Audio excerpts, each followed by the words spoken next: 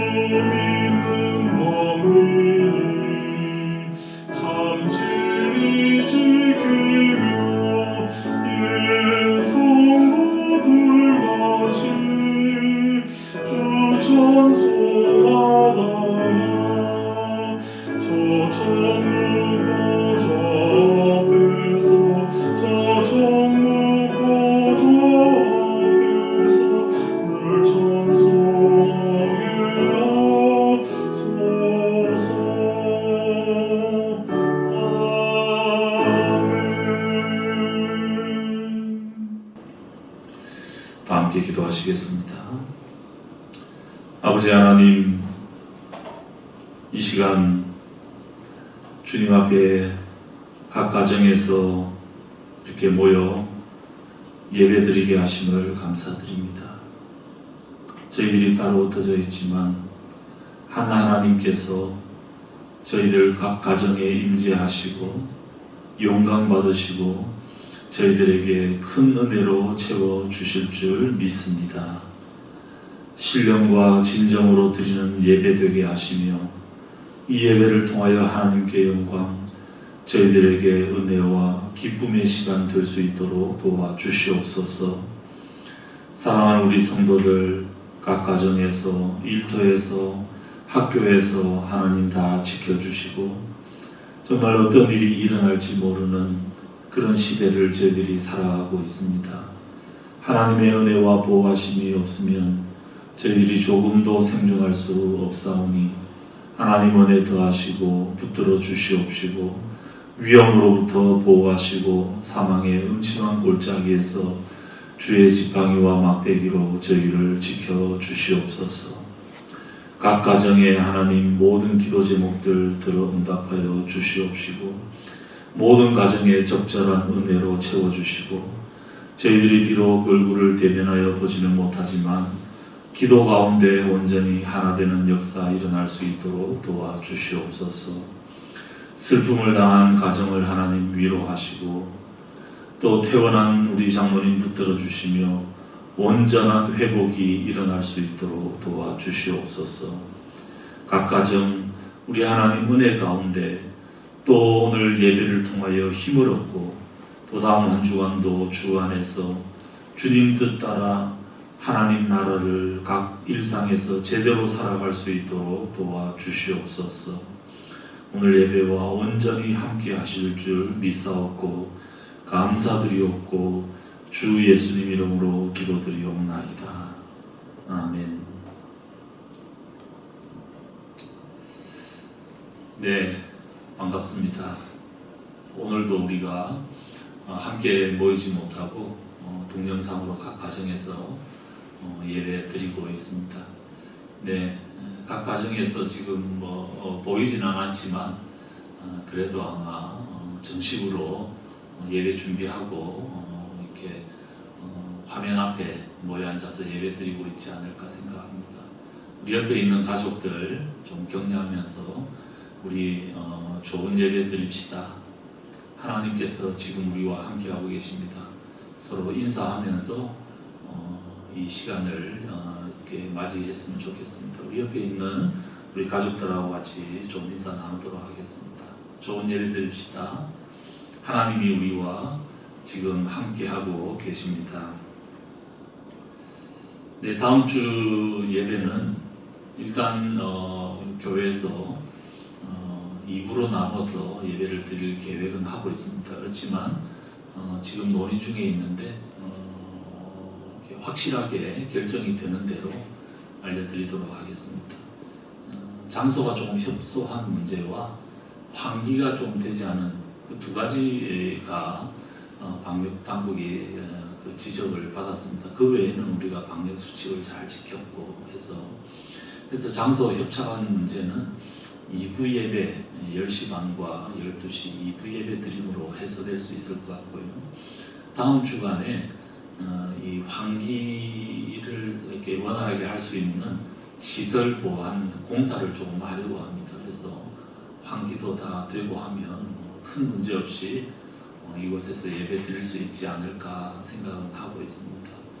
아무튼 더 이상 이 문제 때문에 어려움 생기지 않도록 교회만이 아니라 요즘 곳곳에서 이런 일들이 일어나니까 참 쉽지 않은 시대를 살아가고 있습니다. 이 뉴노멀 시대에 건강하게 안전하게 잘 살아갈 수 있도록 우리 같이 기도하고 그렇게 했으면 좋겠습니다. 예배를 드리는 이 시점에 우리 백미숙 집사님 어머니 발인을 아마 하고 있을 것 같습니다. 그래서 우리 백미숙 집사님 가정을 위해서도 좀 기도해 주시고 또 우리 장장모님 토요일에 그 퇴원하신다고 하셨는데 지금 녹화가 토요일 아침에 하고 있어서 명확하게는 잘 모르겠습니다. 그렇지만 퇴원하셨으리라 믿고 장장모님의 온전한 회복 위해서도 기도해 주시기 바랍니다. 그 외에 수요 예배 지금 동영상으로 수요일 10시 30분에 이루어지고 있고요. 하나님 나라 큐티책 신청하시면 우편으로 배달 서비스까지 지금 해드리고 있습니다. 그래서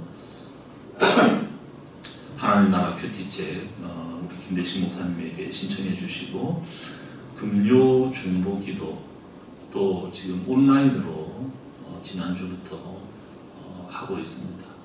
온라인으로 서로 보면서 기도 제목 나누고 그렇게 하고 있습니다. 금요 중보 기도도 참여하실 분들은 우리 김대식 목사님한테 신청해 주시면 될 것 같습니다. 네, 광고는 이 정도 드리고 우리 함께 성경 말씀 보도록 하겠습니다. 오늘 말씀은 열왕기하 22장 1절부터 11절까지 말씀입니다. 열왕기하 22장 1절부터 11절까지 말씀 제가 읽을 텐데요. 가정에서 그 장어 보면서 읽으실 수 있으면 같이 읽으셔도 될 것 같습니다. 22장 1절부터 11절까지입니다. 요시야는 왕이 되었을 때에 8살이었다. 그는 예루살렘에서 31해 동안 다스렸다. 그의 어머니 여디다는 보스가 출신 아다야의 딸이다. 요시야는 주님께서 보시기에 올바른 일을 하였고 그의 조상 다윗의 모든 길을 본받아 곁길로 빠지지 않았다. 요시야 왕 제18년에 왕은 아살랴의 아들이요 무술람의 손자인 사반 서기관을 주님의 성전으로 보내며 지시하였다. 힐기야 대제사장에게 올라가서 백성이 주님의 성전에 바친 헌금 곧 성전 문지기들이 백성으로부터 모은 돈을 모두 계산하도록 하고 그 돈을 주님의 성전 공사 감독관들에게 맡겨 일하는 인부들에게 품삯으로 주어 주님의 성전에 파손된 곳을 수리하게 하시오. 목수와 돌 쌓는 사람과 미장이에게 품삯을 주고 또 성전 수리에 필요한 목재와 석재도 구입하게 하시오.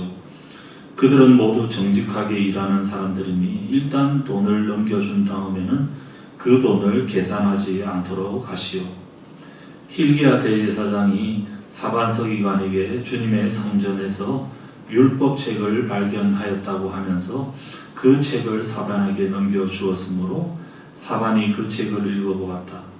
사반 서기관은 그 책을 읽어본 다음에 왕에게 가서 임금님의 신하들이 성전에 모아둔 돈을 쏟아내어 자급 감독관 곧 주님의 성전 수리를 맡은 감독들에게 넘겨주었습니다 하고 보고하였다. 사반 서기관은 왕에게 힐기야 대제사장이 자기에게 책 한 권을 건네주었다고 보고한 다음에 그 책을 왕 앞에서 큰 소리로 읽었다. 왕이 그 율법책의 말씀을 듣고는 애통해하며 자기의 옷을 찢었다. 아멘. 요리 보고 저길 봐도 아무도 없네요. 시간이 지나면 우리 다시 만날 수 있겠죠? 야, 기도합시다. 안녕하세요, 친구들. 아무도 없어요. 저 혼자 카메라 보고 여러분들에게 설교를 하려고 합니다. 자, 오늘은 제가 여러분들에게 무슨 말씀을 전할까요? 혹시 눈치챈 친구 있었나요? 제가 처음에 요리 보고 시간이 지나도 한번 첫 글자를 한번 이어보세요. 바로 요시야 왕에 대해서 여러분들에게 오늘 말씀을 전하려고 합니다.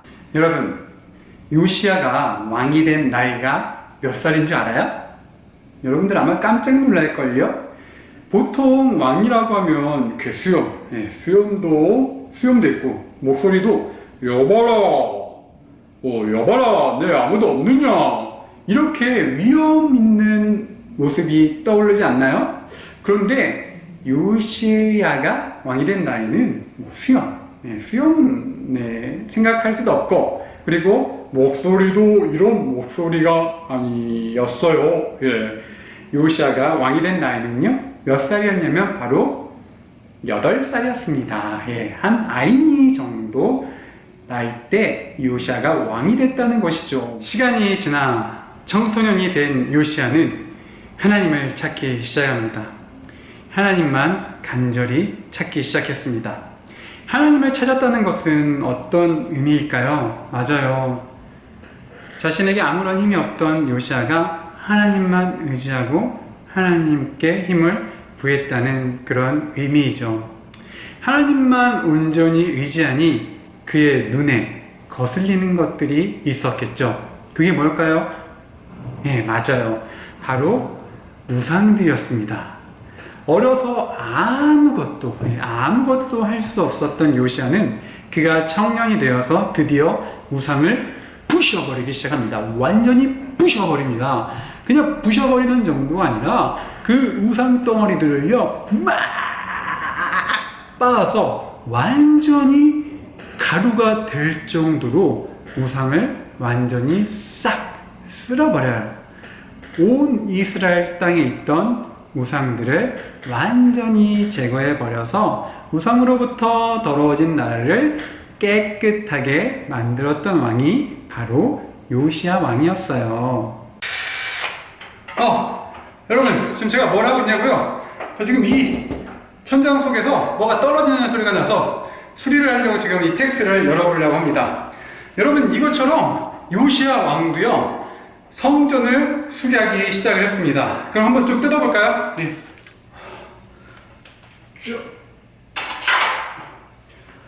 그런데 요시야 왕이요 성전을 수리하다가 아주 놀라운 것을 발견하게 됩니다. 그게 뭐냐고요? 바로 하나님의 율법책을 발견했다는 거죠. 바로 하나님의 율법책, 바로 지금 말하면 이 성경입니다. 예, 아주 놀라운 일이 아닐 수가 없죠, 여러분. 예, 요시야 임금은 율법책을 발견하고 대제사장이 요시야 임금 앞에서 하나님의 율법책을 크게 읽어줍니다. 그러자 요시야 왕은요 자신의 옷을 찢으면서 애통하면서 하나님 앞에 회개하기 시작합니다. 이렇게 하나님의 말씀은 한 사람의 인생을, 한 사람의 잘못을 회개하게 하는 놀라운 능력이 있다는 것이죠.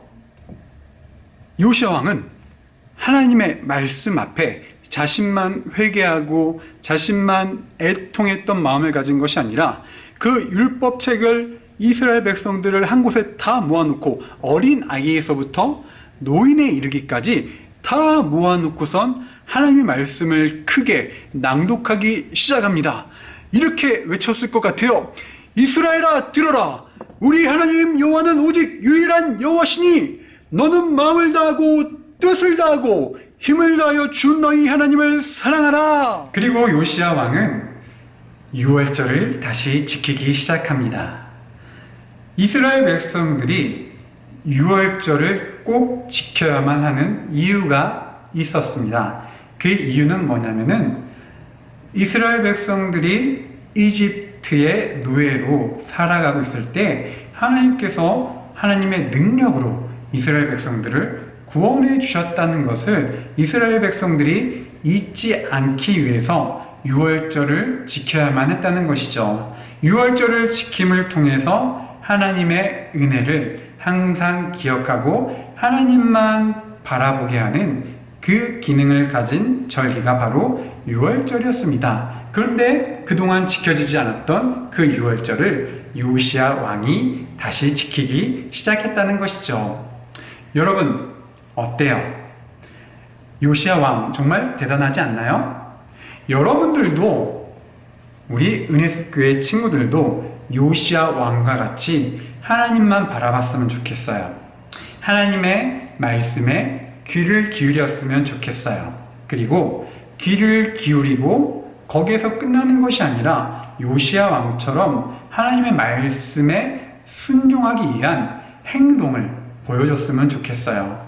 여러분들의 그 작은 행동 하나하나 시작할 때 하나님께서 여러분들을 통해 정말로 여러분들이 생각하지 못했던 아주 놀라운 일들을 하나님께서 시작하실 것이라는 그 믿음을 가지고 오늘부터 지금 이 시간부터 하나님의 말씀에 순종하는 요시야 왕처럼 순종하는 그런 은혜습교회 친구들이 되기를 간절히 바라겠습니다. 우리 다음 주에 꼭 만나요. 제발.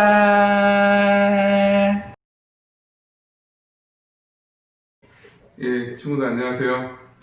네, 안녕하세요. 잘 지내고 있죠? 네, 날씨도 더워지고 또 습해져가지고 짜증도 많이 올라오는데 그래도 하나님께서 주의를 허락하여 주시고 또 함께 예배드리게 하시고 또 이렇게 말씀 보게 해주셔서 감사함으로 하나님 말씀 들었으면 좋겠습니다. 오늘은 여러분 익숙하도록 PPT 한번 가져왔습니다.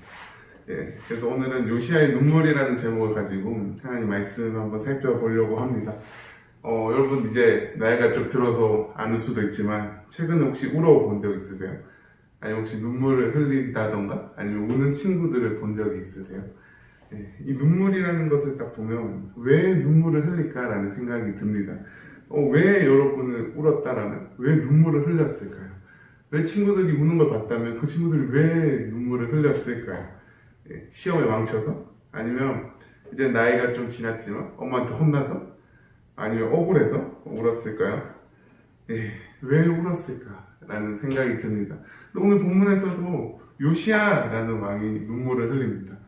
이 본문 기준으로 요시야 왕의 나이가 26 정도 됐었거든요. 근데 이 요시야 왕이 눈물을 흘리는 것을 오늘 본문을 통해서 우리가 보게 됩니다. 우리가 좀 더 요시야 왕에 대해 이야기를 해보려고 하는데요. 아까 김대신 목사님이 잘 설명해 주신 것처럼 요시야는 유다 나라의 종교개혁을 일으킨 어마어마한 왕이었어요. 그래서 쉽게 생각하면 요시야도 하나님 앞에서 잘했다, 그리고 선한 왕이다, 착한 왕이다 라고 평가를 받습니다. 그래서 요시야가 행했던 일들 중에서 제일 먼저 성전 수리를 하잖아요. 근데 그때 성전 수리를 하려면 돈이 너무 많이 필요하니까 이 돈을 가지러 간 대제사장 힐기야라는 사람이 이 돈을 꺼내다가 무엇을 딱 하나 발견해요. 뭐였을까요? 예, 맞아요. 성경책이었죠. 당시 성경은 지금 이렇게 우리는 책으로 이렇게 되어 있지만 당시 사람들이 이렇게 두루마리끼로 보관했었던 것을 보게 됩니다. 그래서 이 힐기야가 이 두루마리를 발견하게 되고 이 두루마리를 펴서 가만히 보니까 이거는 율법책인 거예요. 그것도 당시 모세가 썼던 그 율법책인 거예요. 그 당시에는 성경이 이렇게 한 권으로 엮어져 있지 않았거든요. 그래서 여러 권의 성경들이 전국의 각지에 퍼져 있었기 때문에 이 성경책 하나만으로도 너무나도 소중했고 의미가 있었던 것을 보게 됩니다. 근데 이 대제사장이 보니까 이 성경을 뭔가 읽을 수는 있겠는데 무슨 의미인지 잘 모르겠는 거예요. 그래서 어떤 느낌이었냐면 너무나도 이 성경책이 오래전에 쓰여졌던 거기 때문에 글씨를 못 읽겠는 거예요. 그래서 우리가 이것을 보는 것처럼 이런 느낌이 들었을 거예요. 그래서 이 대제사장이 이 성경책을 들고 두루마기를 들고 서기관에게 찾아갑니다. 그리고 서기관과 같이 이 성경책을 읽어나가요. 근데 이거는 우리만 읽어서는 안 되겠다, 왕과 함께 읽어야 되겠다라고 해서 요시야에게 가서 요시야와 함께 이 성경책을 읽기 시작합니다. 그때 읽었던 말씀이 이 신명기 말씀입니다. 그러니까 생각을 해보면 요시야가 이 신명기 말씀을 듣다가 눈물을 흘리기 시작하는 거예요. 이 신명기서를 읽다가 울기 시작하는 거예요. 뭔가 이해가 잘 안 되죠. 우리가 읽는 그 신명기, 동일한 신명기인데 요시야는 신명기서를 읽다가 눈물을 흘리는 거예요. 왜 요시야가 신명기를 읽으면서 눈물을 흘렸을까라는 의문이 조금 듭니다. 그리고 나서 시간이 좀 지나고 나서 이 신하들이 이제 선지자인 훌다를 찾아가요. 훌다는 여자였어요. 훌다에게 찾아가서 물어요. 근데 훌다가 이제 하나님의 말씀을 신하들에게 전해줍니다. 너네가 이제 왕에게 가서 이렇게 전하여라 라고 이야기를 하는데, 나 주가 말한다.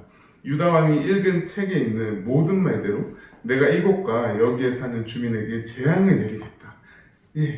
요시야가 읽었던 그 책의 내용이 이제 우리가 재앙을 당하게 됐구나, 우리가 이제 우리나라가 망하게 되었구나 라는 그 이야기였던 거예요. 학자들에 의하면 이제 요시야가 읽었던 책이 신명기 27장 아니면 28장으로 추정하고 있어요. 이 말씀을 추정하다면, 좀 요약하자면, 하나님의 말씀을 잘 지키면 축복받고 하나님의 말씀을 불순종하면 저주받는다라는 이야기예요. 그러니까 요시야가 이 신명기서를 읽으면서 들었던 그 마음들, 나의 잘못으로 인하여서 이제는 나라가 멸망하게 됐구나, 이제는 우리가 하나님을 떠난 그 범죄함으로 인하여서 하나님께서 우리에게 재앙을 내리시는구나 라는 생각이 들었고, 이제는 하나님 앞에 나아가서 기도했던 것이 요시야의 모습입니다. 근데 훌다가 이 이야기에서 끝나지 않고 계속해서 하나님의 말씀을 전해줍니다. 이 이야기인데 우리가 함께 읽어볼까요?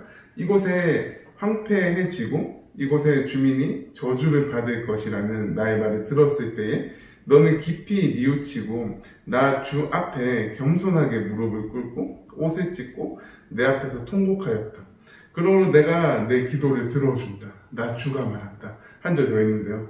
그러므로 내가 이곳에 내리기로 한 모든 재앙을 네가 죽을 때까지는 내리지 않겠다. 내가 너를 내 조상에게로 보낼 때에는 네가 평안히 무덤에 안장되겠다 하겠다 라고 하나님께서 말씀하십니다. 지금 하나님께서 요시야에게 내가 너를 살려주겠다. 너가 울면서 하는 그 기도를 들었고 너의 마음을 내가 보았으니 너를 살려주겠다라고 이야기를 합니다.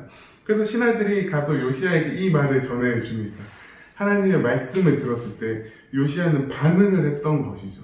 하나님의 말씀인 이 신명기가 요시야의 귓가에 들려올 때에 함께 이 신명기서의 말씀을 읽을 때에 요시야는 울면서 반응했던 것을 보게 됩니다.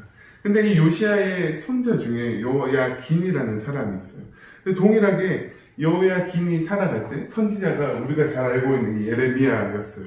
근데 이 예레미야가 동일하게 하나님의 말씀을 여호야긴에게 들려주거든요. 근데 이 여호야긴은 반응을 하지 않았어요. 어떤 반응이었냐면 예레미야서 이렇게 기록되어 있거든요. 그런데 왕과 그의 신하들 모두가 이 말씀을 다 듣고 나서도 두려워하거나 슬퍼하면서 자기 옷을 찢지 않았다라고 이야기를 합니다. 반응했던 요시야와는 다르게 여호야긴은 아무런 반응을 하지 않고 슬퍼하지도 않고 옷도 찢지 않았다라고 기록합니다. 그래서 이 여호야긴부터 바벨론 포로기가 시작되는 것을 보게 됩니다. 하지만 요시야는 여호야긴과 다르게 하나님 말씀이 들려올 때에 반응하는 것을 보게 됩니다. 우연히 발견된 말씀이지만 그 말씀이 자신에게 하시는 하나님 말씀임을 깨닫고 반응했던 것이죠. 사실 요시야가 성전을 고치고 있었잖아요. 그래서 이 신명기 말씀을 딱 읽었을 때 너네가 범죄하고 있고 내 말을 듣지 않았기 때문에 너네가 멸망할 것이다 라는 이 말씀을 딱 들었을 때 이 정도면 우리 멸망 안 하겠다라고 요시야가 생각할 수 있었어요. 그런데 요시야는 자신이 불순종했고 우리의 죄 때문에 이제 우리나라가 멸망한다라는 하나님의 말씀을 그대로 받아들였습니다. 그리고 이제는 눈물로 기도하면서 하나님 앞에 나아가는 모습을 보게 되는 것이죠. 그때 하나님은 요시야의 기도를 들으셨습니다. 다시 말해서 하나님의 저주는 너 잘못했으니까 딱 돼. 이제 딱 벌 받아. 라고 이야기하는 것이 아니라 너가 죄를 지었음에도 그럼에도 나에게로 돌아와라. 나의 품으로 돌아와라. 라고 하나님께서 계속해서 말씀해주고 계시는 거예요. 그래서 신약 성경에는 이렇게 기록이 되어 있죠. 하나님이 우리를 부르심은 부정하게 하심이 아니요 거룩하게 하심이니. 또 예수님께서 이렇게 이야기를 했죠. 나는 의인을 부르러 온 것이 아니라 죄인을 불러서 회개시키러 왔다라고 예수님께서 말씀하셨습니다. 너 잘못했으니까 딱 돼. 이제 너가 딱 벌 받아야 돼 라고 말씀하시는 것이 아니라 그 잘못한 것을 깨닫고 하나님께로 돌아오기를, 회개함으로 하나님 품으로 돌아오기를 하나님께서 원하셨던 것입니다. 이제 우리의 문제를 한번 봅시다. 혹시 영상을 보면서 여러분 옆에 성경책이 있나요? 좀 꼰대 같은데 우리는 어쩌면 이 말씀이 있는데도 듣지 않고 있습니다. 말씀이 여기 있는데도 요시야 전에 사람들이 성전에 성경을 두고 까먹은 것처럼 이 성경을 보고 있지 않는 것이 우리들의 모습입니다. 아니면 우리가 원하는 말씀만 읽고 있는 것이 우리들의 모습 아닙니까? 뭔가 우리의 마음에 찔림이 오면 좀 지나치고 우리가 원하는 말씀, 우리가 찾는 말씀만 골라서 읽고 있는 것이 우리들의 모습 아닐까요? 어쩌면 우리의 모습이 말씀이 있음에도 말씀을 보지 않고 있는 우리의 모습이 말씀을 애써 외면했던 여호야긴의 모습과 같습니다. 하지만 우리의 모습이 이제는 요시야처럼 하나님 앞에 반응하기를 원합니다. 하나님의 말씀이 오늘도 살아계셔서 우리에게 들려오고 있습니다. 우리에게 울려 퍼지고 있습니다. 이 말씀 가운데 우리가 반응하면서 회개하면서 하나님 품으로 돌아갔으면 좋겠습니다. 이제는 우리가 이 성경을 그냥 두는 것이 아니라 우리와 상관없는 이야기라고 애써 외면하는 것이 아니라 오늘 우리 삶 가운데 말씀하시는 하나님 말씀임을 깨달으며 하나님 앞에 계속해서 나아갔으면 좋겠습니다. 그래서 이 말씀이 끝나고 나서 또 예배가 끝나고 나서 한번 여러분의 성경책을 한번 찾아봤으면 좋겠습니다. 찾아서 한번 이렇게 열어봤으면 좋겠어요. 그러면서 하나님께서 우리에게 계속해서 말씀해주고 계시는구나. 이 두꺼운 말씀을 통하여서 살아계셔서 오늘도 말씀하고 계시는구나를 느끼는 그런 한 주가 되시기를 소망합니다.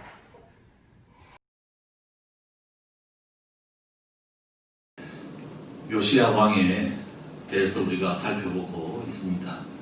그의 위대한 모습은 주일학교 또 우리 중고등부 설교를 통해서 충분히 들었을 것이기 때문에 저는 요시야와 관련해서 두 가지 이슈만 더 말씀드리려고 합니다. 첫 번째, 요시야의 종교 개혁은 혼자서만 한 것이 아니라는 점과 두 번째, 요시야의 아들들의 비극에 대해서 살펴보도록 하겠습니다. 우선 요시야는 8살에 왕위에 올랐습니다. 어떻게 왕위에 올랐습니까? 요시야의 아버지 아몬은 악한 왕이었습니다. 그래서 신하들이 반역을 일으켜 그를 살해했습니다. 21장 24절에 보면 그러나 그 땅의 백성은 아몬 왕을 반역한 신하들을 다 죽이고 아몬의 뒤를 이어서 그의 아들 요시야를 왕으로 삼았다. 그때가 요시야가 8살 되었습니다. 그리고 아마도 요시야가 성장해서 스스로 왕 노릇을 할 수 있을 때까지는 그를 키우기도 하고 또 후견인 보호자 역할을 했을 것입니다. 꼭 그 열왕기하 11장에 나오는 요아스 7살 때 왕이 된 요아스 때와 비슷한 그런 상황들입니다. 여기 그 24절에 보면 그 땅의 백성이라는 단어가 나오는데 그 땅의 백성은 누구를 가리킬까? 이 단어는 구약에서 한 73회 정도 나오는 아주 중요한 단어입니다. 암하아레츠라는 히브리어입니다. 암하아레츠. 이 단어는 특별히 예레미야서와 에스겔서에 많이 등장합니다. 학자들은 이 단어를 특별한 용어로 해석하고 있습니다. 반아시리아 정책을 폈고 또 지방의 산당을 제거하고 유월절을 중앙에서만 지키게 하는 민족주의적인 세력이었다는 주장입니다.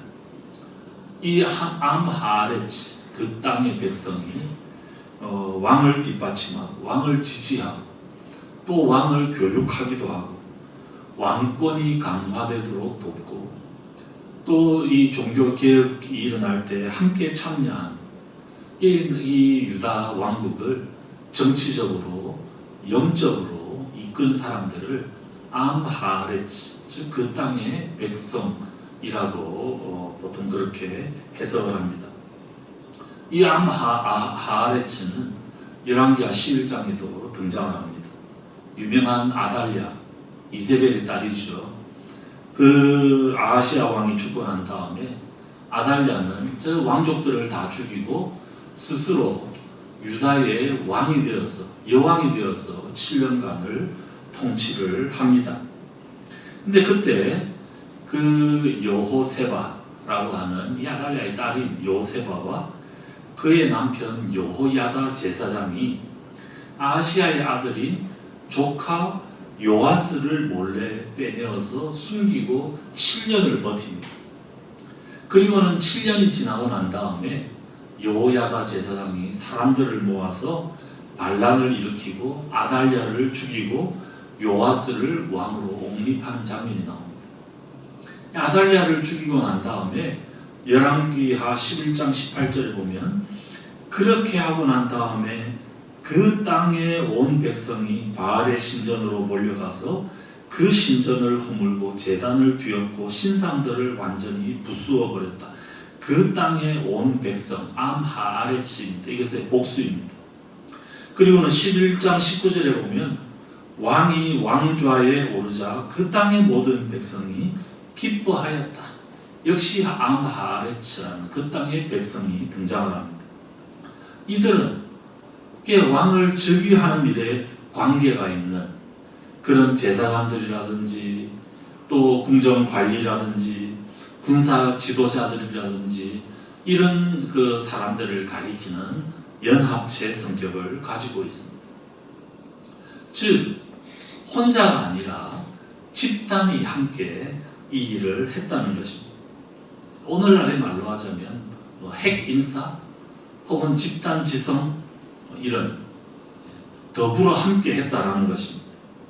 일군의 공동체가 함께 책임감을 가지고 하나님 앞에서 왕을 지키고 유다 왕국을 보호하고 종교 개혁을 일으키는 일을 수행했습니다. 이것은 이때만 있었던 일은 아닙니다. 다윗이 사울에게 쫓겨다닐 때 아둘람 굴에 함께 모였던 많은 아둘람 공동체 사람들, 또 더 거슬러 올라가면 아브라함이 소돔과 고모라를 쳤던 그돌라오멜 연합군을 물리칠 때 동원했던 자기와 함께 집에 있었던 많은 사병들, 이런 사람들, 그러니까 혼자가 아니라 함께 하나님의 일을 감당한 것입니다. 이들이 지금 이 요시야 시대에도 함께 영적 책임을 나누고 함께 이 일을 하고 있기 때문에 요시야의 종교 개혁이 가능했고 요시야가 위대한 하나님의 사람으로 설 수 있었습니다. 빨리 가려면 혼자 가고 멀리 가려면 함께 가라, 이런 얘기도 있지 않습니까? 우리가 가는 이 순례의 길, 공동체 하나님 나라 운동은 100m 단거리가 아니라 42.195 마라톤이라고 할 수 있습니다. 이 길은 결코 홀로 갈 수 없는 길입니다. 함께 가는 길, 이것이 요시야 종교개혁 성공의 비결이다라는 것을 성경은 말씀하고 있습니다. 신약의 표현대로 하자면 머리이신 예수를 모시고 각 마디가 서로 연결되어 상합하고 연락하고 도움을 주고받아서 몸을 이루어가는 공동체, 함께 지어져가는 공동체, 이런 것들이 바로 예수님께서 12제자와 함께 이루셨던 공동체이고 그 이후에 교회 공동체를 통해서 이런 일들 아니겠습니까? 이 일이 요시야 시대에 일어났고 요시야는 암하레츠라고 하는 그 땅의 백성들과 함께 종교 개혁을 일으켰던 것을 볼 수 있습니다. 두 번째는 이런 요시야에 대한 기록 가운데 참 마음 아픈, 받아들이기 힘든, 이해하기 힘든 부분이 있습니다. 바로 요시야의 아들들 이야기입니다. 요시야가 죽고 난 다음에 23년 만에 유다가 멸망하게 됩니다. 요시야에게 4명의 아들이 있었는데 그 중에 3명이 왕이었고요. 그 왕들은 하나같이 악한 왕이었고 비참한 최후를 맞이했던 그런 왕이었습니다. 지금 보여지시는 도표를 보시면 요시야가 8살에 왕이 되고 31년 통치하고 무기또 전투에서 전사했고요. 요시야의 아들 여호아하스는 23살에 왕이 되었고 3개월밖에 통치하지 못했고 이집트로 끌려가 죽었습니다. 요시야의 또 다른 아들 여호야김은 25세에 왕이 되었고 11년 통치 후에 바빌론으로 끌려갔습니다. 요시야의 손자 여호야김은 18세에 왕이 되어서 3개월 통치하고 바빌론으로 끌려갔고 요시야의 또 다른 아들 시드기야는 21살에 왕이 되고 11년 통치하고 그때 유다 왕국이 멸망하고 그는 바빌론으로 끌려갔습니다. 요시야의 아들이 그 요시야 이후에 4대 4번의 왕 가운데 3명이 요시야의 아들이었는데 모두가 비참한 최후를 맞이합니다. 시드기야는 자신이 보는 앞에서 자녀들이 처형을 당하고 그 자신은 2눈이 뽑혀서 쇠사슬에 차여서 바빌론으로 끌려가기도 합니다. 이 대목을 접할 때마다 이게 도대체 어떻게 된 일인가? 아버지 요시야를 생각할 때 어떻게 이런 일이 일어날 수 있는가? 요시야는 다윗과 견줄 만큼 위대한 왕이었습니다. 다윗이 위에 최고의 왕이었는데 그 자식들은 왜 이런 아픔 가운데 있는가? 근데 여기만이 아니라 사실 보면 그 유다의 3대 선왕이라고 하는 여호사밧, 히스기야, 요시야, 이 3왕의 자녀들이 다 비슷합니다. 다 악한 왕들의 대명사입니다. 이제 어떻게 이런 일들이 그 위에 위대한 왕들이 있는데 어떻게 그 자녀들은 이럴 수 있고 특별히 요시야 이후에 유다 왕국이 급전직하하게 되고 금방 멸망하게 되는 일들이 어떻게 일어날 수 있는가라는 점입니다. 지난 주일에 또 우리 주간 묵상을 통해서 살펴본 대로 열왕기서는 므낫세의 죄 때문에, 므낫세는 이 요시야 왕의 할아버지 아닙니까? 므낫세의 죄 때문에 유다가 멸망했다, 그렇게 얘기를 합니다. 그런데 역대기는 므낫세에 대한 언급은 전혀 없이 요시야 아들들, 왕들의 죄, 그리고 많은 백성들의 죄 때문에 멸망했다, 그렇게 얘기를 하고 있습니다. 둘이 조금 그 기록이 갈리고 원인 규명이 조금 갈립니다. 그래서 학자들은 열왕기는 신명기 사적인 관점으로 역사를 보고, 그래서 순종하면 축복받고 불순종하면 저주받는다는 이 도식, 이 프레임을 가지고 이스라엘과 유다 왕국을 설명했고, 그래서 특별히 불순종한 므낫세를 많이 강조하고 있고 여로보암을 강조하고 있다, 이렇게 해석을 합니다. 그런데 역대기는 이런 신명기적인 관점보다는 약간 제사장적인 관점을 가지고 있습니다. 여기서의 핵심은 하나님의 용서입니다. 결국 하나님이 치시는 사람들, 그 왕국도 하나님은 언제든지 회개하면 용서하신다는 것을 강조합니다. 그래서 역대기의 마지막은 포로 귀한 이야기로 끝을 맺고 있습니다. 그리고 이 하나님 용서의 대표적인 사례가 바로 므낫세라고 할 수 있습니다. 이 열왕기는 한 사람의 잘못 때문에 이런 일이 왔다. 그리고 역대기는 한 사람이 아니라 각자 왕들의 잘못 때문에 이런 일이 생겼다. 그렇지만 그 가운데서 회개하면 하나님이 용서해 주신다라는 일말의 소망도 보여주고 있습니다. 이 두 차이를 염두에 두면서 성경에 우리가 꼭 이 부분과 관련해서 읽어야 될 중요한 구절이 있습니다. 이게 에스겔서 18장인데요. 너무 길기 때문에 다는 읽지 않지만은 중요한 부분은 같이 좀 읽어야 할 것 같습니다. 에스겔서 18장입니다. 주님께서 나에게 말씀하셨다. 너희가 어찌하여 이스라엘 땅에서 아직도 아버지가 신 포도를 먹으면 아들의 이가 시다 하는 속담을 입에 담고 있느냐? 나 주 하나님의 말이다. 내가 나의 삶을 두어 맹세한다. 너희 가운데서 어느 누구도 다시는 이스라엘에서 이런 속담을 입에 담지 못할 것이다. 모든 영혼은 나의 것이다. 아버지의 영혼이나 아들의 영혼이 똑같이 나의 것이니 범죄하는 그 영혼이 죽을 것이다. 여기서 범죄하는 그 영혼이 죽을 것이다 강조하고 있습니다. 5절에 어떤 사람이 의로워서 법과 의를 실천한다고 하자. 그가 산 위에서 우상에게 바친 제물을 먹지 않으며 이스라엘 족속의 우상들에게 눈을 팔지 않으며 이웃의 아내를 범하지 않으며 월경을 하고 있는 아내를 가까이 하지 않으며 사람을 학대하지 않으며 빚진 사람의 전당물을 돌려주며 아무것도 강제로 빼앗지 않으며 굶주린 사람에게 먹을 것을 주며 헐벗은 사람에게 옷을 입혀주며 돈놀이를 하지 않으며 이자를 받지 않으며 흉악한 일에서 손을 떼며 사람과 사람 사이에서 공정한 판결을 내며 나의 율례대로 모든 율례대로 살아가며 나의 모든 규례를 지켜서 진실하게 행동하면 그는 의로운 사람이니 반드시 살 것이다. 나 주 하나님의 말이다. 그런데 그가 아들을 하나 낳았다고 하자. 그 아들이 이 모든 선은 하나도 행하지 않고 이들 가운데서 하나를 범하여 폭력을 휘두르거나 사람을 죽여 피를 흘리게 하거나 아버지와는 반대로 산 위에서 우상에게 바친 제물을 먹거나 이웃의 아내를 범하거나 가난하고 어려운 사람을 학대하거나 강제로 빼앗거나 전당물을 돌려주지 않거나 온갖 우상들에게 눈을 팔거나 역겨운 일을 하거나 돈놀이를 하거나 이자를 받거나 하면 그가 살 수 있겠느냐?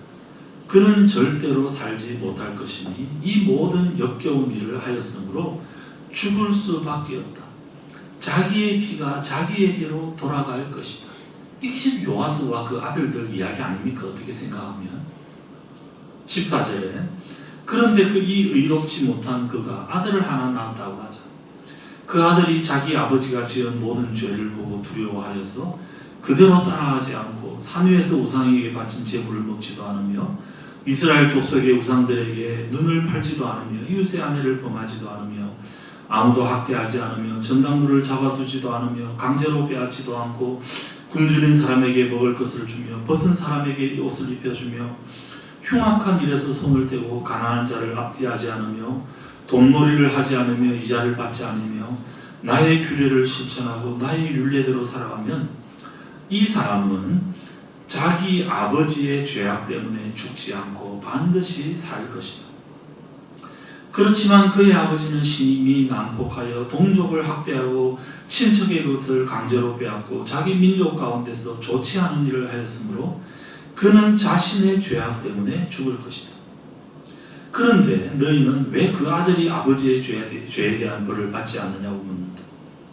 그러나 그 아들은 법과 의를 실천하며 나의 율례를 다 지키고 그것들을 실천하였으므로 그는 반드시 살 것이다. 죄를 지은 영혼 바로 그 사람이 죽을 것이며 아들은 아버지의 죄에 대한 벌을 받지 않을 것이며 아버지가 아들의 죄에 대한 벌도 받지 않을 것이다. 의인의 의도 자신에게로 돌아가고 악인의 악도 자신에게로 돌아갈 것이다. 그러나 악인이라도 자기가 저지른 모든 죄악에서 떠나 돌이켜서 나의 율례를 다 지키고 법과 의를 실천하면 그는 반드시 살고 죽지 않을 것이다. 그가 지은 모든 죄악을 내가 다시는 더 기억하지 않을 것이다. 그는 자신이 지킨 의 때문에 살 것이다. 여기까지 보겠습니다. 무슨 말입니까? 자신의 죄 때문에 자신이 죽을 것이고 자신의 의 때문에 자신이 살 것이다.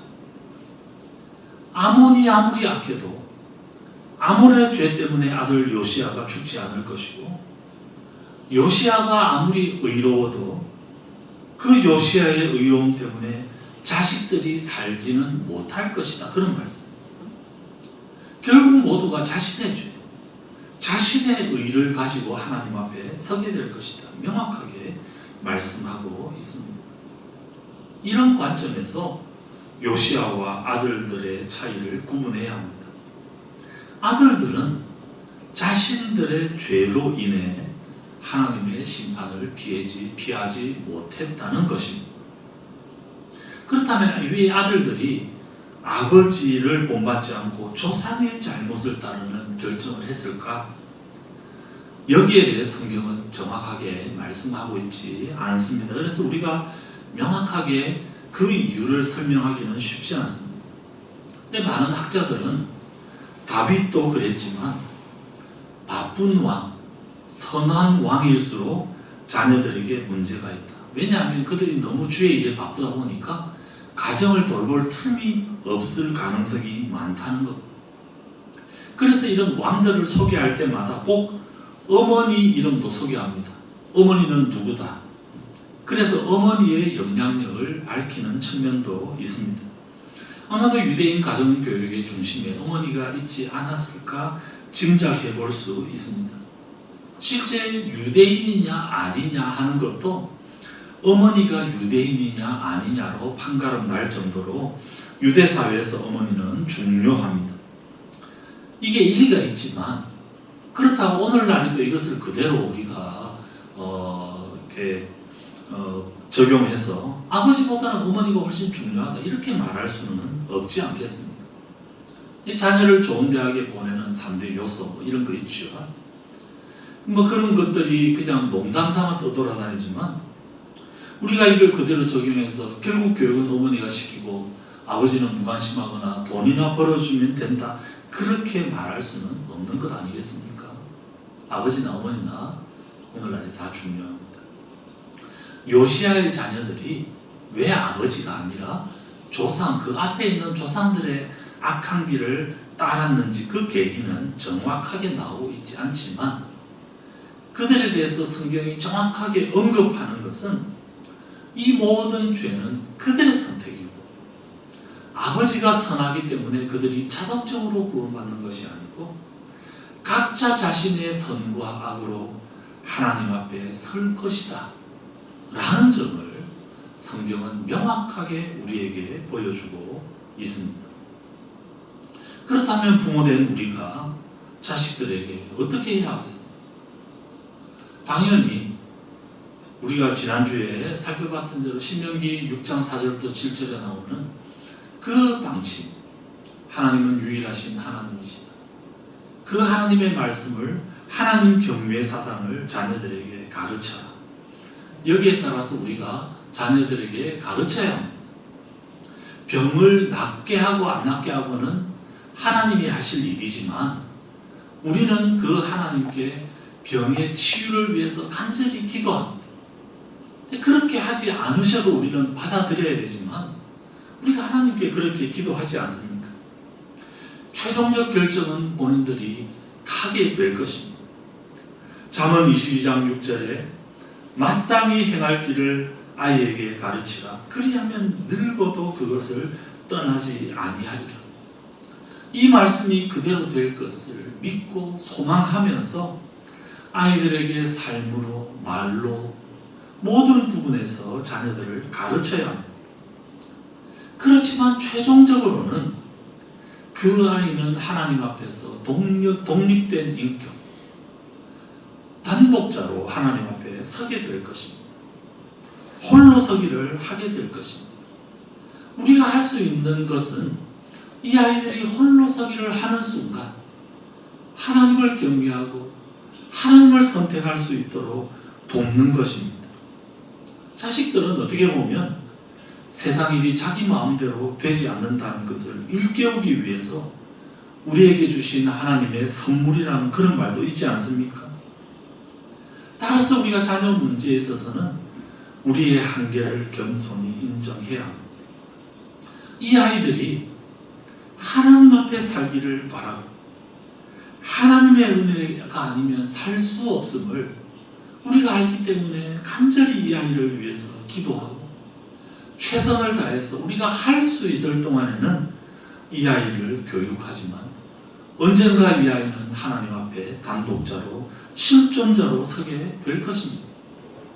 말을 물가로 데려갈 수 있지만 그 물을 먹는 것은 자신이 하는 일입니다.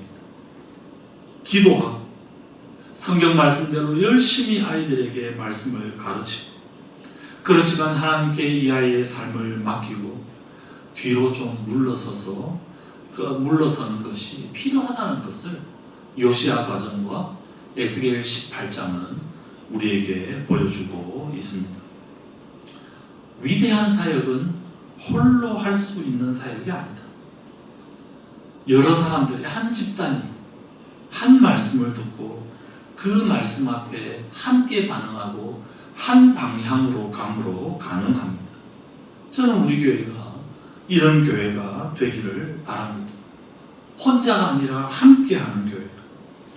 각자에게 주신 재능, 각자에게 주신 고유한 달란트를 가지고 공동체를 섬기되 하나님의 말씀에 민감해서 그 말씀이 가리키는 같은 방향으로 가는 그런 공동체가 되기를 바랍니다.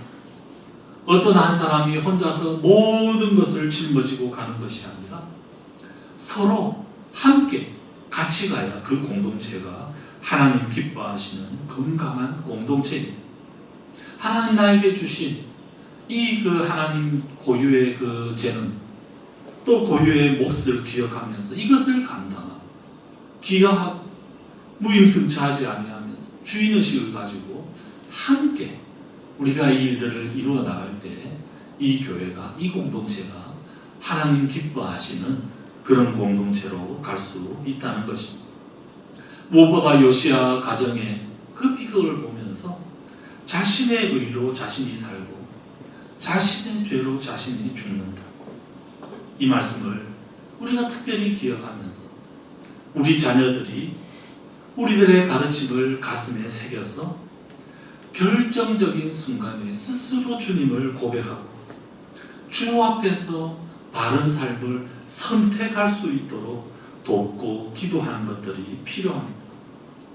그러기 위해서는 우리 한 사람 한 사람이 아이들 보는 앞에서 치열하게 살아가야 할 것입니다.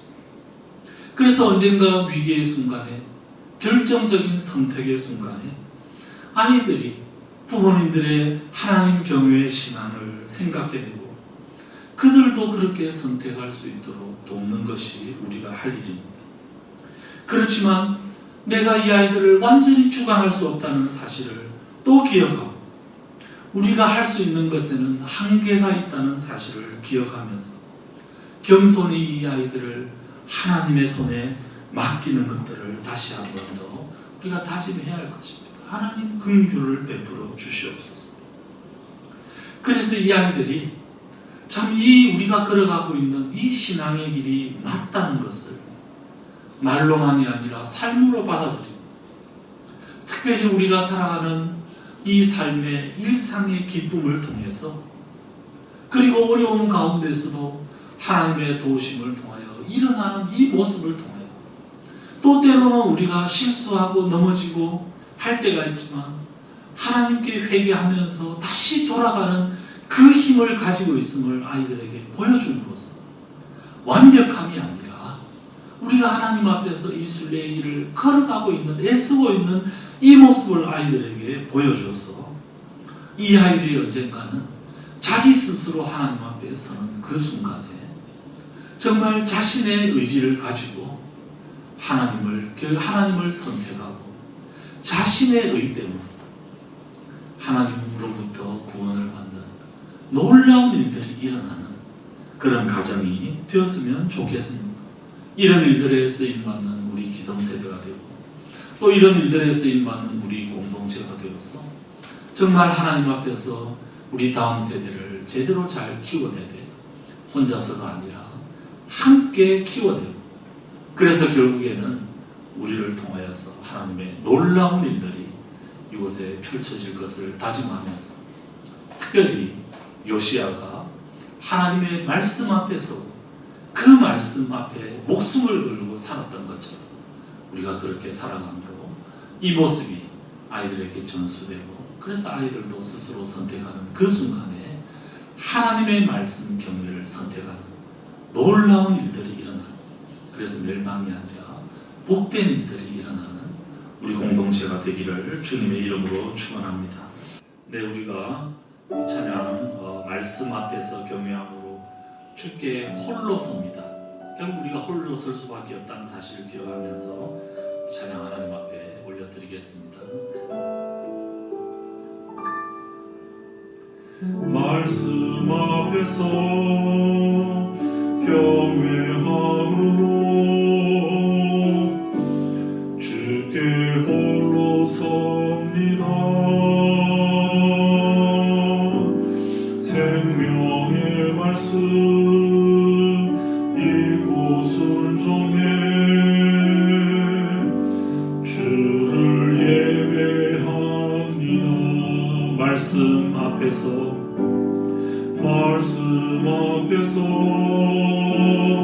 경외함으로 주께 홀로 섭니다. 생명의 말씀 읽고 순종해 주를 예배합니다. 기록된 말씀 힘이 있어서 진리로 우리 거룩해 하며, 거룩한 말씀 세세 영원히 복음이 되어 말씀하시네. 하나님 말씀에 두려워 떠는 자, 그 말씀에 생명을 거는 자 한 사람 찾으시는 주님의 약속은 믿어. 하나님 말씀에 운명을 거는 자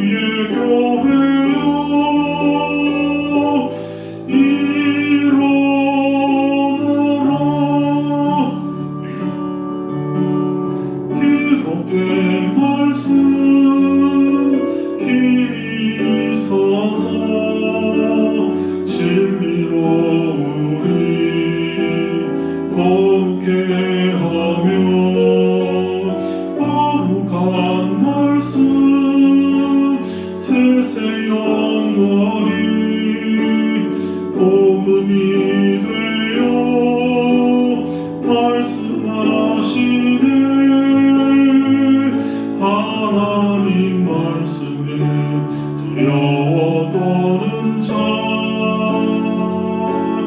그 말씀에 생명을 거는 자, 한 사람 찾으시는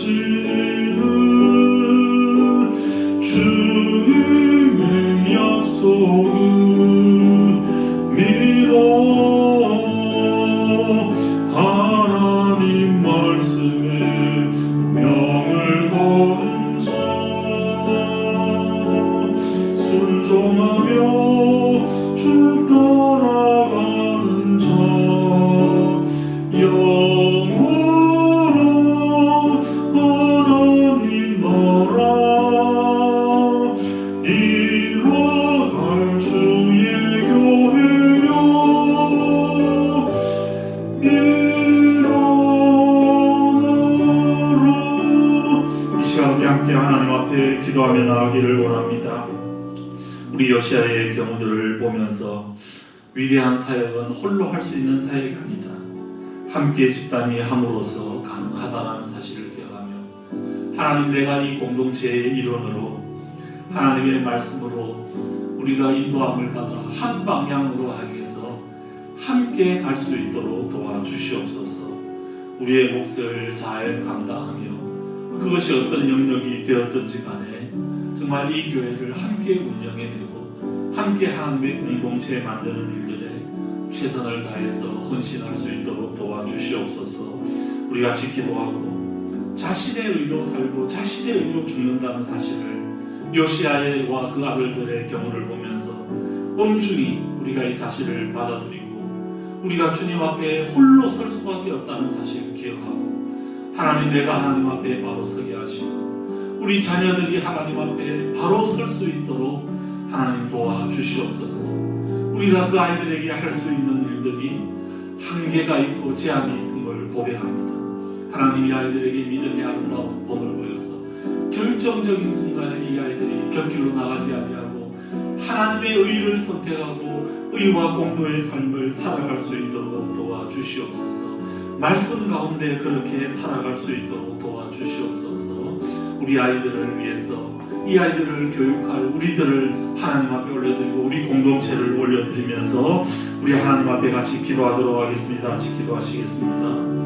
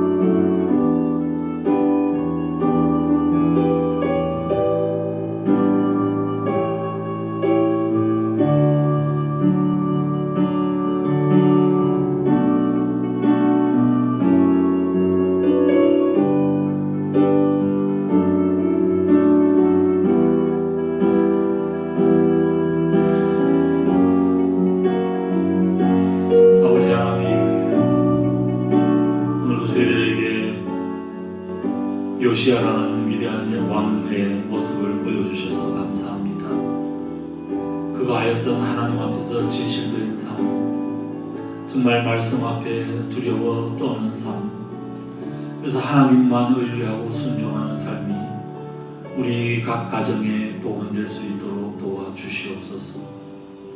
그가 혼자서 일을 하지 않고 함께 일을 했던 많은 동력자들이 있었던 것을 기억하며 우리가 하나님 나라 일을 함께 이루어가게 하시고 이 공동체를 함께 하나님 앞에서 아름다운 공동체로 만들어가는데 쓰임받을 수 있도록 도와주시옵소서.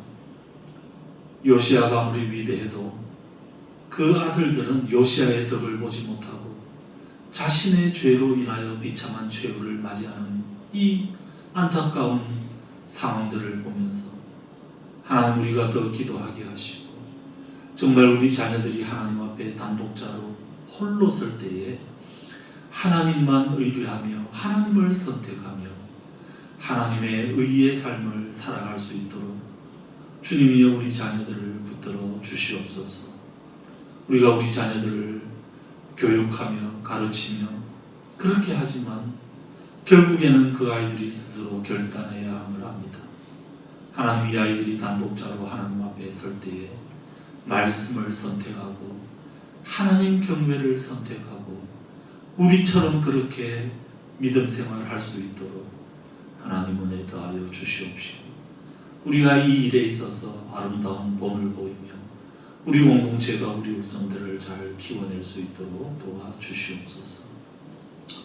지난 주간에 슬픔을 당한 우리 백집사님 가정 위로하여 주시옵시고 하나님의 은혜가, 하나님의 위로가, 평강이 충만할 수 있도록 도와주시고 장장모님, 이권사님 가정 하나님 붙들어 주시고 하나님의 은혜 가운데 온전한 회복이 일어나게 도와주시고 또 이제 격리가 해제된 이진경 집사님 나라 위에 하나님 함께 하시고 이곳에서의 삶이 풍성하고 하나님 은혜 가운데 잘 지낼 수 있도록 도와주시며 그 외 우리 모든 성도들 붙들어 주시고 우리 고3 학생들, 입시생들 하나님 은혜 더하시고 우리 교우들의 각 가정에 일터와 삶을 하나님 복의 복을 더하여 주시옵시고 다음 한 주간도 하나님의 말씀 앞에 목숨을 걸며 하나님을 예배하는 자로 제대로 살아낼 수 있도록 도와주시옵소서.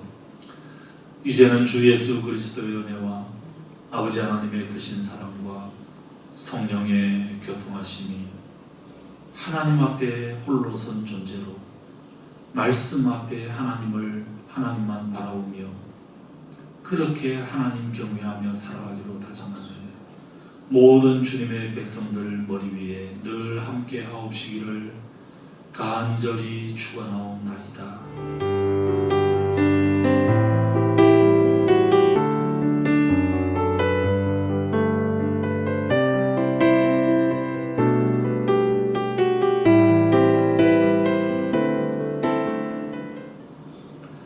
네, 이상으로 예배를 마치겠습니다. 네, 다음 주에는 우리 같이 함께 볼 수 있기를 바라고 다른 사태가 일어나지 않기를 바랍니다. 우리 왕성교회 사태도 잘 진정되어서 다 확산되지 않아서 교회가 이 땅에 소금과 빛의 역할을 잘 감당할 수 있도록 왕성교회 위해서도 기도해 주시기 바랍니다. 우리 백지사님 오늘 아마 그 장례 마지막 절차 잘 마칠 것 같고 우리 장장모님 토요일 퇴원했으면 오늘 댁에서 오래간만에 권사님하고 동영상 예배 드리지 않을까 생각하고 우리 이진경 집사님 나라 또 이제 자가격리 풀려서 남편하고 같이 반갑게 만나고 있지 않을까 기대하고 있습니다. 네, 그 외에도 우리 교인들 서로 안부 물으시고 또 기도 제목 있거나 신방할 필요 있으면 저에게 또 우리 김대식 목사님에게 연락 주시기 바랍니다. 각 가정에서 승리하시고 다음 주에는 이곳에서 함께 뵙도록 하겠습니다. 감사합니다. 이후에 영상물 하나 있는데 우리 묵상글에 박대옥 집사님이 올린 영상인데 영어로 되어 있어서 그거를 한글로 조금 이렇게 자막을 바꿔서 올려봤습니다. 요시야 이야기인데 한 12분 정도 되지만 재밌습니다. 그래서 보실 수 있으시면 영상을 한번 보시면 좋겠습니다. 감사합니다.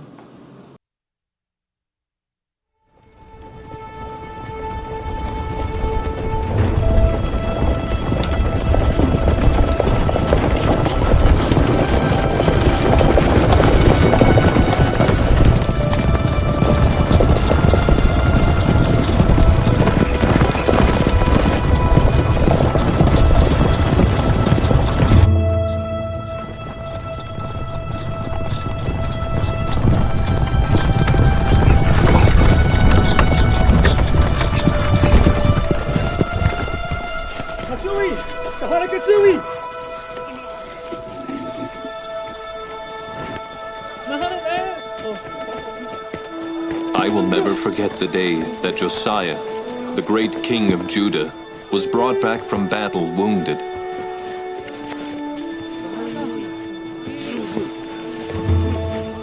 For I had seen him battle all the years of his life against a larger enemy, one which caused the hearts of his people to forsake their God.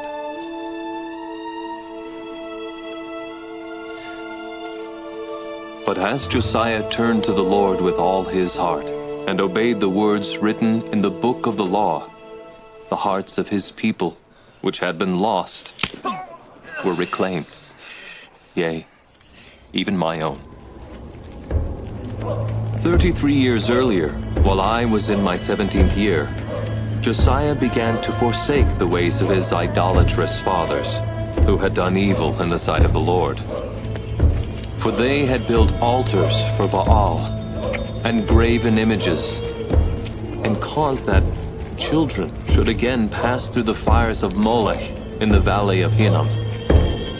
Indeed, they had wrought more wickedness than all the heathen nations that had gone before them.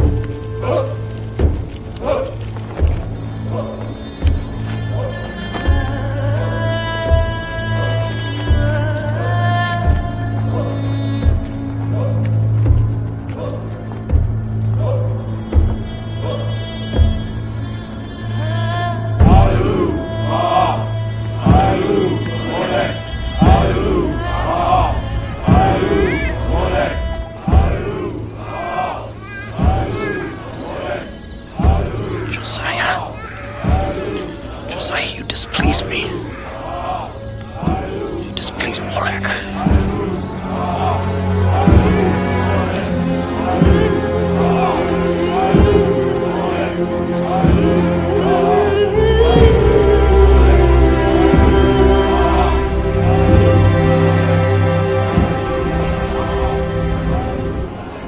And the servants of King Ammon conspired against the king, and slew him in his own house. Then the people slew all those who had conspired against King Ammon. And the people of the land made Josiah his son king in his stead. In the 18th year of his reign, he began to repair the temple his fathers had destroyed. For Josiah had inherited a wicked people, and the records of the Lord's words, kept by Moses, had been lost.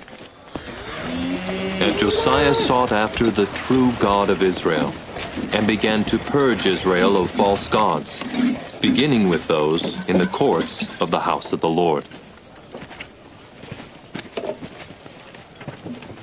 But notwithstanding Josiah's efforts to remove these abominations from the midst of his people, he could not purge them from their hearts and minds. My king, I come with word. The silver that is in the temple treasury shall be gathered tomorrow and delivered to the workmen that do labor on the temple. In their hands shall the temple of the Lord be again made whole. And with it the hearts of a few will be recovered.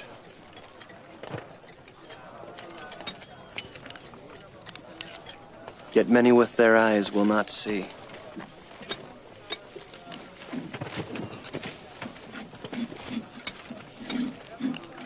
And with their ears will they not hear.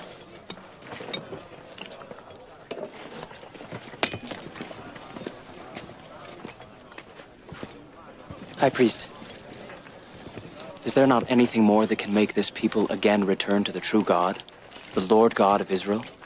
Who among this people remembers the God of whom you speak? For surely if you seek to reclaim them to a God today, you need look no further than this pile of dust.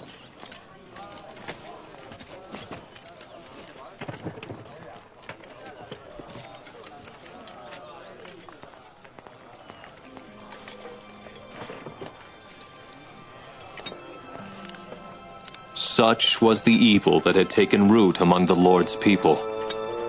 Indeed, such was the evil that had taken root in my own heart.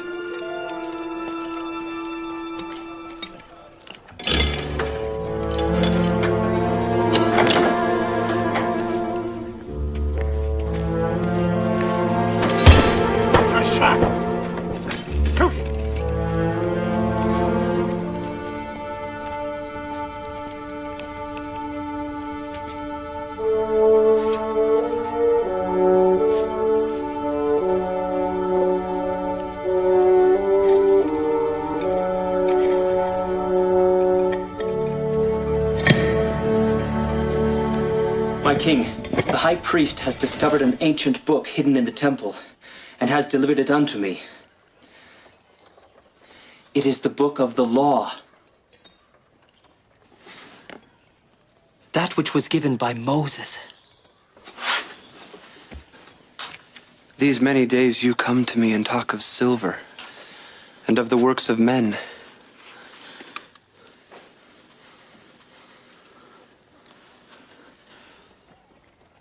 And yet today,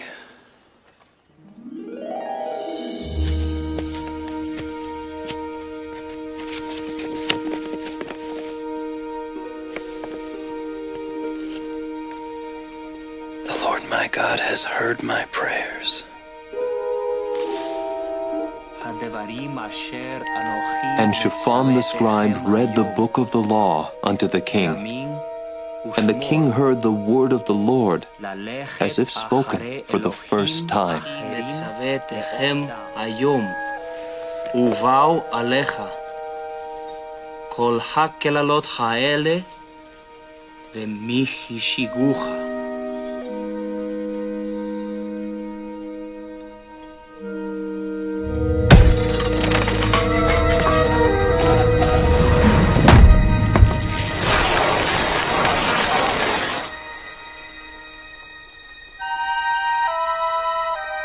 Josiah feared that the Lord's wrath would be kindled against Israel. So he desired that they should again hearken unto the word of God, as written in the book of the law.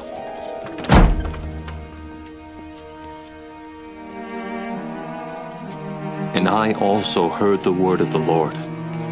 I saw the book of the law with my own eyes, and held it in my own arms.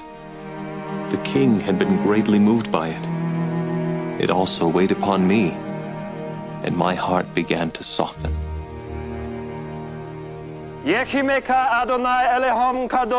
Josiah then gathered unto him all the elders of Judah, and all the inhabitants of Jerusalem, and he read in their ears all the words of the book of the law. O Lord, I and as many of these thy people that will stand with me, do covenant this day to walk after thee, and to keep thy commandments and thy statutes with all our hearts and all our souls, to perform the words of the covenant that were written in this book.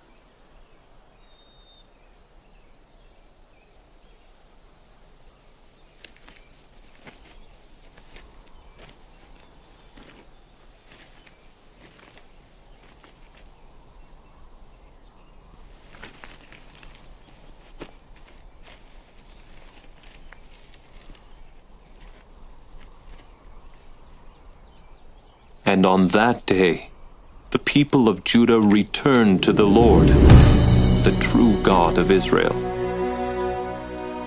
And I returned with them.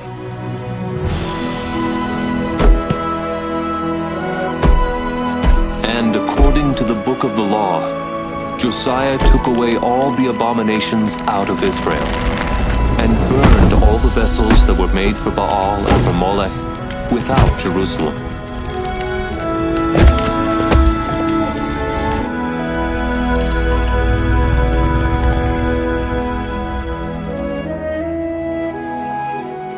And these things did Josiah do, that he might perform the words of the law which were written in the book that Hilkiah the priest found in the house of the Lord.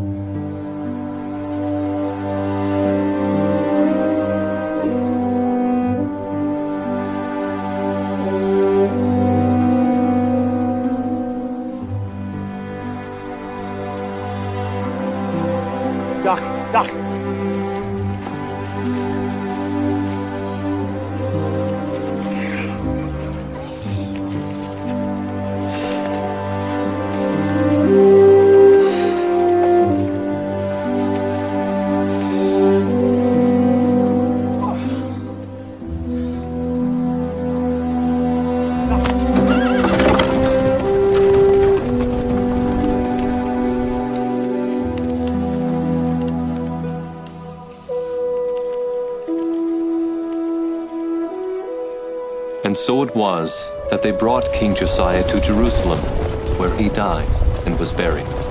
And all Judah mourned for Josiah. And like unto him was there no king before him, neither after him arose there any like him.